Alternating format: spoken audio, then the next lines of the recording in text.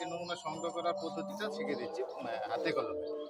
আপনি প্রথমে মাটির যে নমুনায় পাশাপাশি এভাবে দাঁড়াবেন, আড়াআড়ি দাঁড়ায়ে, হ্যাঁ, এভাবে দাঁড়িয়ে আপনি কোদাল দিয়ে সাধারণত ফসলের শিকড় যতটুকু যায়, সাধারণত 6 থেকে 8 ইঞ্চি পর্যন্ত আমরা প্রথমে আড়াআড়ি এবারে একটা কূপ দিই। যেমন আমরা এখন একটা কূপ দিলাম, এই একটা কূপ, তারপরে আবার আরেকটা কোপ দেন, আরেকটা কোপ দেন। হ্যাঁ, একটা দিন, এই মাটিতে উঠে ফেলেন। 6 থেকে 8 ইঞ্চি।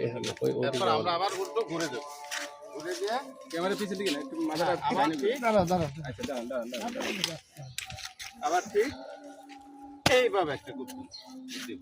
কূপ দেওয়ার পরে যে এইটা হলো এটুকু তুলে নিব।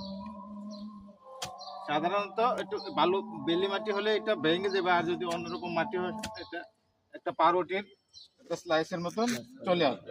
এভাবে আমরা দাঁড়ান, নমুনাটা এখানে